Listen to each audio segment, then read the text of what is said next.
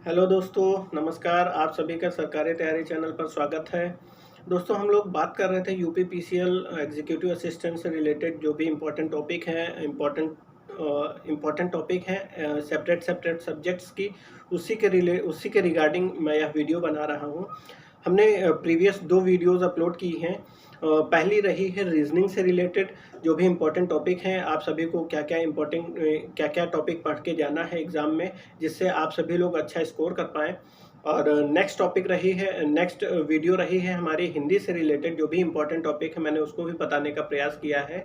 आज की इस वीडियो में हम लोग बात करेंगे यूपी पीसीएल एग्जीक्यूटिव असिस्टेंट में जो भी स्टूडेंट पेपर देने जा रहे हैं, वे बहुत से स्टूडेंट इंग्लिश को लेके परेशान हैं कि इंग्लिश में 55 नंबर के क्वेश्चंस पूछे जाने हैं। और हिंदी इंग्लिश में हम लोग क्या करें सर? हिंदी तो हमारी तैयार है, लेकिन इंग्लिश तो नहीं तैयार है। इंग्लिश में क्या किया जाए? तो मैं सिर्फ इतना कहना चाहूँगा कि आप सभी लोग इंग्लिश को लेके परेशान ना हों, क्योंकि इंग्लिश आप सभी लोग जब आयोग का नोटिफिकेशन देखेंगे तो उसमें लिखा हुआ है कि इंटरमीडिएट स्तर तक की ही इंग्लिश पूछी जाएगी। और आयोग ने जो कहा है वह पूर्व में किया भी है। इसका मतलब यह है कि जो 2018 की परीक्षा हुई थी, यूपी पीसीएल ने आयोजित किया था, जिसको ऑफिस असिस्टेंट के नाम से पहले जानते थे, उसमें भी इंग्लिश जो है इतनी टफ नहीं आई थी जितना लोग सोच रखे हैं। ठीक, तो इंग्लिश में आप सभी लोग को परेशान नहीं होना है। जितना मैं अभी बताऊंगा इस वीडियो में, यदि आप सभी लोग उतना करके जाएंगे तो 30 से 35 नंबर का आराम से मार्क्स गेन कर लेंगे। तो इंग्लिश में कौन कौन से इंपॉर्टेंट टॉपिक हैं सर, ये तो बताइए। तो रुकिए, थोड़ा अभी बताते हैं। इंग्लिश में इंपॉर्टेंट टॉपिक से बताने से पहले मैं आप सभी को एक आग्रह करना चाहता हूँ। आग्रह छोटा सा है, यदि आप सभी लोग हमारे साथ जुड़ के यूपी पीसीएल एग्जीक्यूटिव असिस्टेंट की तैयारी करना चाहते हैं तो उसके लिए एक छोटा सा काम करना होगा। आप सभी को हमारे चैनल को सब्सक्राइब करना होगा। और यदि वाकई में हमारे द्वारा किया गया एफर्ट अच्छा लग रहा हो, क्योंकि कोई भी वीडियो बनाने से पहले उसके पीछे थोड़ा-सा मेहनत लगता है।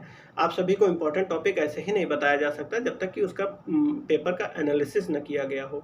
और एनालिसिस करने में आप सभी को पता है थोड़ा-सा टाइम तो लगता ही है। तो यदि हम थोड़ा-सा आप सभी के पीछे टाइम वेस्ट कर रहे हैं, तो आप सभी लोग से कुछ नहीं कह रहे हैं, सिर्फ़ और सिर्फ़ आप सभी से मेरी यह अपेक्षा रहेगी कि आप सभी हमारे चैनल को सब्सक्राइब करेंगे, जो भी स्टूडेंट हमारी वीडियो को देख रहे हैं, और एक बार वीडियो को लाइक भी करेंगे। ठीक, तो अब हम लोग बात करेंगे। इतना मेरा आग्रह था, आप सभी लोग हमें यकीन है कि आप सभी लोग मेरे आग्रह को स्वीकार किए होंगे और अब तक की तो चैनल को सब्सक्राइब भी कर लिए होंगे। ठीक, अब हम लोग बढ़ते हैं अपने टॉपिक पे कि जिसके लिए मैं यह वीडियो बनाया हूँ और थोड़ा सा एनालिसिस भी किया हूँ आप सभी के लिए। इंग्लिश की बात करेंगे तो इंग्लिश में मेनली आप सभी को कौन-कौन से टॉपिक्स पढ़ने हैं उसके रिगार्डिंग हम बताना चाहेंगे। देखिए, इंग्लिश को मैंने 2 पार्ट में डिवाइड किया है। पहला रहेगा ग्रामर से रिलेटेड और दूसरा रहेगा हमारा वोकैब सेक्शन से रिलेटेड। ठीक, आप सभी लोग भी सेपरेट करके ही पढ़िएगा, उससे आप सभी को सुविधा रहेगी। इंग्लिश को आप सभी लोग डेली अपने अकॉर्डिंग टाइम अलॉट कर सकते हैं। हाँ, हमारी माने तो आप सभी को 1 घंटा ग्रामर को देना रहेगा और 1 घंटा ही यदि वोकैब सेक्शन को आप लोग देखते हैं, यानी कि देते हैं, तो आप सभी को अच्छा परिणाम मिलेगा। 1 घंटा आप सभी लोग ग्रामर में क्या-क्या पढ़ेंगे, उसके लिए आप सभी लोग टॉपिक लिखिए। जी हाँ, आप सही कह रहे हैं, लिखिए टॉपिक। पहला टॉपिक है हमारा डायरेक्ट, इनडायरेक्ट, जिसको नैरेशन भी कहते हैं। नोट कर लिए होंगे तो आगे बढ़ते हैं। पहला टॉपिक मैंने बताया डायरेक्ट, इनडायरेक्ट। क्लास 12 की कोई भी टेक्स्ट बुक ले लीजिए और उसको आप लोग पढ़िए। नहीं समझ में आ रहा तो यूट्यूब का हेल्प लीजिए और डायरेक्ट इनडायरेक्ट आप लोग पढ़ के जाइएगा। 3 से 4 से 5 क्वेश्चन भी आप सभी लोग को देखने को मिलेगा। आप सभी लोग वहाँ पे आश्चर्यचकित ना होइएगा, इसलिए मैं पहले आप सभी को आगाह कर रहा हूँ।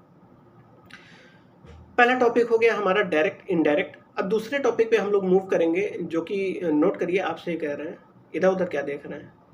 दूसरा टॉपिक है हमारा active passive voice, voice active passive voice. ठीक, इसको भी आप सभी लोगों को पढ़ के जाना है और 3 से 4 से 5 प्रश्न इसमें भी देखने को मिलेंगे। तो आप सभी लोग देखिए, 2 टॉपिक यदि आप लोग पढ़े हैं जिसके अंतर्गत डायरेक्ट, इनडायरेक्ट और एक्टिव पैसिव आप सभी लोग यदि पढ़े हैं तो 8 से 10 प्रश्न आपको यहाँ पे देखने को मिलेंगे और पेपर कितने का होना है, 55 प्रश्न पे पेपर में पूछे जाएंगे 55 प्रश्न। आपका 10 प्रश्न यहाँ पे सॉल्व हो रहा है 2 टॉपिक पढ़ के। ठीक, मेरी बातों को गंभीरता से लीजिएगा।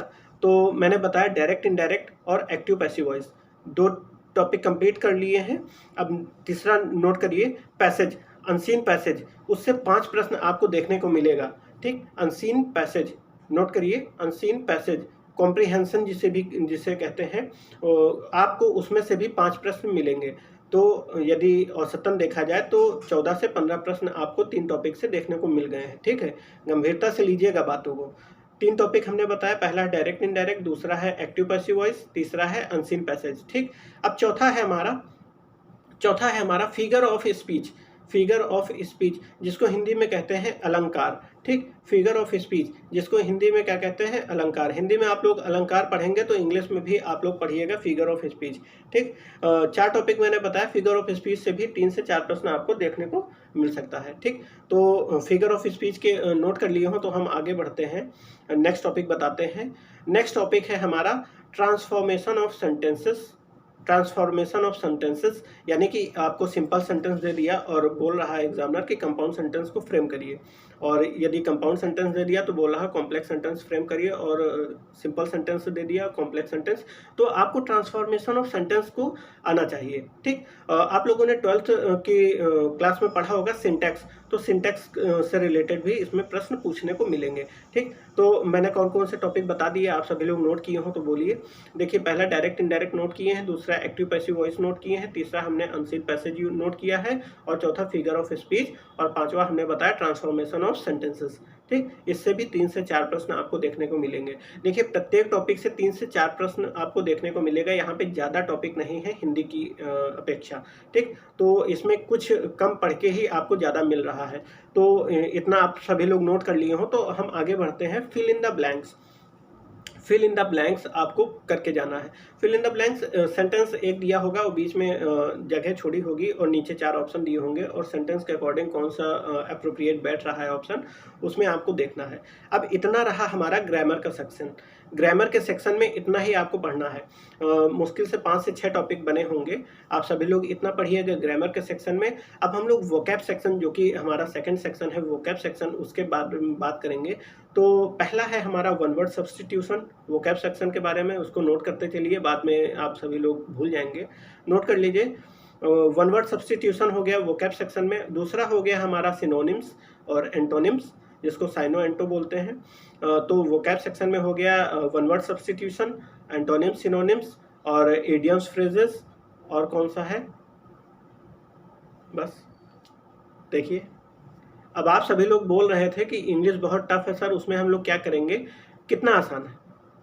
ग्रामर में आपको 5 से 6 टॉपिक पढ़ना है और वोकैब सेक्शन में आपको 4 से 5 टॉपिक पढ़ना है। लेकिन हाँ, वोकैब सेक्शन आपको ज़्यादा पढ़ना रहेगा क्योंकि वोकैब बहुत सारी है। ठीक है, तो इडियम्स फ्रेजेस के लिए हम आप सभी को बताएंगे, बाद में एक वीडियो सेपरेट बनाएंगे, उसमें यह भी बताने का प्रयास करेंगे कि कौन कौन से इडियम्स फ्रेजेस आपको पढ़ना है जो कि आपकी परीक्षा के लिए इंपॉर्टेंट रहेगा। अभी इस वीडियो में मैंने बताने का प्रयास किया कि आप लोग 55 में से 35 से 30 नंबर कैसे आसानी से अचीव कर सकते हैं इंग्लिश से। अब आप सभी लोग बताइए कमेंट करके कि मैंने जो यह एनालिसिस किया वो आप सभी के कितने कारगर रहे। क्या आप सभी हमारे द्वारा एनालिसिस किए गए इन बातों को समझ पा रहे हैं या नहीं, और 30 से 35 नंबर लाने में सक्षम हो पाएंगे नहीं। प्लीज़ हमें कमेंट करके ज़रूर बताइएगा। और हमारी नेक्स्ट वीडियो रहेगी, देखिए हम लोगों ने अभी तक की क्या क्या कंप्लीट किया। रीजनिंग के बारे में मैंने पूरा बता दिया, और हिंदी के बारे में भी मैंने पूरा बता दिया, कौन कौन से इंपॉर्टेंट टॉपिक हैं कहने का मतलब है। और यह रही इंग्लिश की वीडियो जिसमें मैंने पूरा बताया कि कौन कौन सा आपको इंपॉर्टेंट टॉपिक पढ़ के जाना है। अब हमारी 4th जो कि इंपॉर्टेंट रहेगी, कंप्यूटर सेक्शन को भी आपको पढ़ के जाना है अच्छे से। और कंप्यूटर सेक्शन में हम बताएंगे कि आपको कौन कौन से इंपॉर्टेंट टॉपिक पढ़ना है और गंभीरता से पढ़ना है, क्योंकि कंप्यूटर सेक्शन को आप लोग नेगलेक्ट ना करिएगा। मैं बार बार हर वीडियो में रिपीट करता हूँ, क्योंकि यदि आप लोग उसमें फेल हो गए तो आप मान के चलिए पूरी परीक्षा प्रक्रिया से ही आप फेल हो गए। ठीक है, तो इस वीडियो में हम लोग इतना ही रखते हैं, और हमने जो बताने का प्रयास किया आप सभी लोग हम समझते हैं कि उसको समझ लिए होंगे और उस पे अमल करेंगे। यकीन मानिए मेरा कि आप सभी लोग बहुत ही आसानी से इस परीक्षा को क्रैक कर जाएँगे। ज़्यादा किसी चैनल और ज़्यादा किसी कोर्स के चक्कर में नहीं पढ़ना है, बस नोटबुक टेक्स्ट बुक से पढ़ना है और नोट्स बनाना है और उसका रिवीजन करना है बार-बार, ठीक है? और परीक्षा में ज़्यादा समय नहीं बचा हुआ है, तो आप सभी लोग कोर्स ना परचेज़ कीजिएगा, क्योंकि वे सभी जो भी कोर्स बेच रहे हैं, वो कोर्स कंप्लीट नहीं करा पाएँगे, और आप जितनी तत्परता से कोर्स कंप्लीट कर लेंगे ना, अपने आप से पढ़ के, वे सभी लोग नहीं करा पाएँगे। इसलिए मेरा यह सुझाव रहेगा कि आप सभी लोग व्यर्थ में पैसे को वेस्ट ना करें, और हमारे द्वारा बताई गई बातों को पालन करें, अवश्य ही आप सभी लोग परीक्षा में सफल होंगे, ठीक? तो इसी के साथ इस वीडियो को अंत करते हैं। मिलते हैं नेक्स्ट वीडियो में, तब तक के लिए सभी दोस्तों को नमस्कार। जय हिंद।